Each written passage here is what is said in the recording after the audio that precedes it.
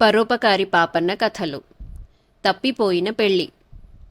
పాపన్న పెళ్లి చేసుకుని ఒక ఇంటివాడైతే బాగుంటుందని అతని తల్లి అనుకున్నది. ఎందుకంటే పాపన్న చదువుకున్నాడు, రాజబహుమానం కూడా పొందాడు, పెళ్ళీడు వాడయ్యాడు. అయినా ఊళ్ళో వారెవరూ పాపన్నకు పిల్లనిస్తామని ముందుకు రాలేదు. ఎందుకంటే అతను ప్రయోజకుడన్న నమ్మకం ఎవరికీ కుదరలేదు. ఇప్పటికీ అతను అస్తమానము పరోపకారం చేయటంలోనే మునిగి ఉంటున్నాడు గాని తన సొంత వ్యవహారాలేమీ చూసుకోవటం లేదు. అసలు అతను ఇంట్లో ఒక్క క్షణం ఉండడు. అందుచేత పెళ్లి చేసిన పాపన్న ఇంటి పట్టున పడి ఉండడని, పెళ్ళాం కష్టసుఖాలు పట్టించుకోడని ఊళ్ళో వాళ్ళు అనుకున్నారు. పాపన్న కోసం పిల్లను వెతికించగా 3 కోసుల దూరాన ఒక పిల్ల ఉన్నట్టు తెలిసింది. పాపన్న తల్లి తమ ఊరి నుంచి ఒక శాస్త్రులు గారిని పంపి ఆ సంబంధం మాట్లాడించింది. ఆ పిల్ల అందంగానే ఉంటుంది కానీ అనాథ. చిన్నతనం నుంచి ఎవరో శ్రీమంతులు చేరదీసి పెంచారు. వారింట ఆ పిల్ల పనులు చేస్తున్నది. ఆమె పేరు లక్ష్మి. పసితనం నుంచి పెంచి పెద్ద చేసిన శ్రీమంతులు ఎవరు తమకు 100 వరహాలిస్తే వారికా పిల్లనిస్తామన్నారు. వారు కోరినట్టు 100 వరహాలు ఇచ్చి ఆ పిల్లను తెచ్చి తన కొడుక్కు చేసుకోవటానికి పాపన్న తల్లి నిశ్చయించింది. పాపన్న కూడా తనకు పెళ్లి కాబోతుందని సంబరపడ్డాడు. అయితే అతనికి పిల్లను ముందుగా చూడాలనిపించింది. కానీ ఈ మాట పైకి అంటే అందరూ నవ్వుతారనుకుని పెళ్లి కూతురికి నగలు కొనే నెపం మీద పట్నానికని బయలుదేరాడు పాపన్న. సంబంధం మాట్లాడి వచ్చిన శాస్త్రులు గారు పిల్ల చేసే పనులను గురించి, ఆమె ఉండే శ్రీమంతుల ఇంటి గుర్తులు అవి చాలా చెప్పాడు. లక్ష్మి తెల్లవారుజామునే పశువులకు పాలు తీస్తుంది.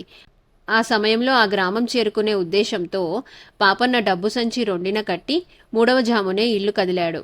పాపన్న సగం దూరం వెళ్లాడో లేదో అతనికి ఒక బండి ఎదురయ్యింది. బండి ఒక పక్కగా ఏటవాలుగా నిలబెట్టి ఉన్నది. దానికి ఎద్దు లేదు. బండి పక్కన ఒక యువకుడు ఉన్నారు. యువకుడు బాధతో ములుగుతున్నాడు.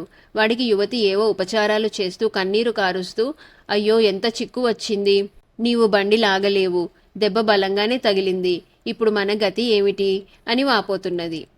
పాపన్న పరుగున వారిద్దరినీ సమీపించి, మీకిప్పుడు వచ్చిన చిక్కేమిటి, నా వల్ల ఏమైనా సహాయం కావాలంటే చెప్పండి, పరోపకారార్థమిదం శరీరం అన్నాడు. అయ్యా, నా పేరు రంగడు. మేమిద్దరము తెల్లవారే లోపల చాలా దూరం వెళ్ళాలి. ఎద్దు లేకపోవటం చేత నేనే బండి లాగుతూ చీకట్లో ఎదురుదెబ్బ తగిలి పడ్డాను. గాయమయ్యింది. ఈ బాధతోనూ ఈ కాలితోనూ నేనిక బండి లాగలేను. మేము తెల్లవారేలోగా మా ఊరు చేరకపోతే మా ఇద్దరి బతుకు భ్రష్టమైపోతుంది అన్నాడు యువకుడు. అందుకు మీరేమీ విచారించవద్దు. నేను బలశాలిని. నీవు కూడా బండి ఎక్కి నాకు దారి చెప్పు. నేను బండి లాగుతాను అన్నాడు పాపన్న. ఆ పని చేస్తే బతికిపోతాం బాబు అంటూ ఆ యువకులు బండి ఎక్కారు. పాపన్న బండి లాగుతూ, మీరిద్దరూ దంపతులా అని అడిగాడు. మాకింకా పెళ్లి కాలేదనుకోండి, ఊరు చేరగానే చేసేసుకుంటాం. ఇది ఒక దిక్కులేని పిల్ల, ఒక ధనికుల ఇంట పని మనిషిగా ఉంటున్నది. దీన్ని చిన్నతనం నుంచి వారే పెంచారు. నేను వాళ్ల పొరుగింట పనిచేస్తూ ఉంటాను. చాలా కాలంగా మేమిద్దరము ప్రేమించుకున్నాం. దాన్ని నేను పెళ్లి చేసుకుంటానని దాని యజమానిని అడిగాను కూడా. 100 వరహాలిస్తే ఒప్పుకుంటానన్నాడు. నా దగ్గర 100 వరహాలు కాదు కదా, 2 వరహాలు కూడా లేవు. అందుచేత ఏమీ చేయలేకపోయా.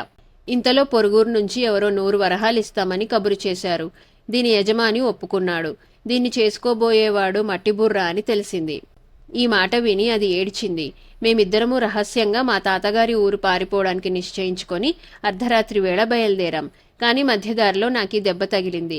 ఇంతలో దేవుడల్లే మీరొచ్చి మమ్మల్ని కాపాడారు అన్నాడు రంగడు. ఈ కథ అంతా వినకముందే పాపన్న బండిలాగటం మానేసి నిలబడిపోయాడు. చివరికతను, ఈ పిల్ల పేరేమిటి అని అడిగాడు. లక్ష్మి అని రంగడు చెప్పాడు. అయితే మీరు పారిపోవలసిన అవసరం లేదు, తిరిగి పోదాం అంటూ పాపన్న బండిని తిప్పాడు. ఉండండి, మేము ఆ ఊర్లో కనిపిస్తే మమ్మల్ని ఇద్దరిని చీలుస్తారు అని రంగడు విలవిలలాడాడు. ఆ ధనికుడికి డబ్బివ్వకుండా లక్ష్మిని ఎత్తుకుపోవటమే అసలైన నేరం. హాయిగా డబ్బు పారేసి మహారాజులాగా పెళ్ళాడు అన్నాడు పాపన్న. నా దగ్గర చిల్లి గవ్వలేదని లోగడే చెప్పా కదా అన్నాడు రంగడు. నా దగ్గర డబ్బున్నది. నీకు కావలసిన 100 వరహాలు నేనిస్తాను, సరేనా అన్నాడు పాపన్న. వారు ముగ్గురు లక్ష్మి ఉండే గ్రామం చేరేసరికి తెల్లవారిపోయింది. లక్ష్మి పారిపోయిందని అప్పటికే తెలిసి శ్రీమంతుడు ఉగ్రుడై పులిలాగా అటూ ఇటూ పచార్లు చేస్తున్నాడు. పాపన్న ఆయనతో, అయ్యా, ఇదిగో 100 వరహాలు. ఈ రంగణ్ణి లక్ష్మిని పెళ్లాడనివ్వండి. 100 వరహాలు ఎవరిస్తే వారికి లక్ష్మిని ఇచ్చేస్తామన్నారట కదా అన్నాడు. నిజమే, కాని లక్ష్మిని పాపన్న అని అతనికి ఇచ్చి చేస్తానని మాట ఇచ్చేశాను. రేపో ఎల్లుండో వారు పైకం తీసుకువస్తారు. లక్ష్మిని రంగడికిస్తే నేను మాట తప్పిన వాణ్ణవుతాను అన్నాడు శ్రీమంతుడు. ఆ భయం మీకేమీ వద్దు. ఆ పాపన్నని నేనే. పాపం, వాళ్ళిద్దరూ చాలా కాలంగా ఒకరినొకరు ప్రేమించుకున్నారట. నేను ఈ పిల్లను కాకపోతే మరొక పిల్లను చేసుకుంటాను అన్నాడు పాపన్న. రంగడు, లక్ష్మి పాపన్న కాళ్లపైన పడి మట్టిబుర్ర అన్నందుకు క్షమాపణ చెప్పుకున్నారు.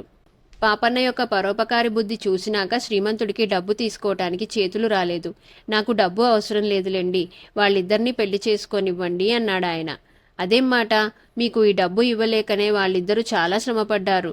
డబ్బు తీసుకోండి అన్నాడు పాపన్న. శ్రీమంతుడు ఆ డబ్బు తీసుకుని లక్ష్మి చేతికి ఇచ్చేశాడు.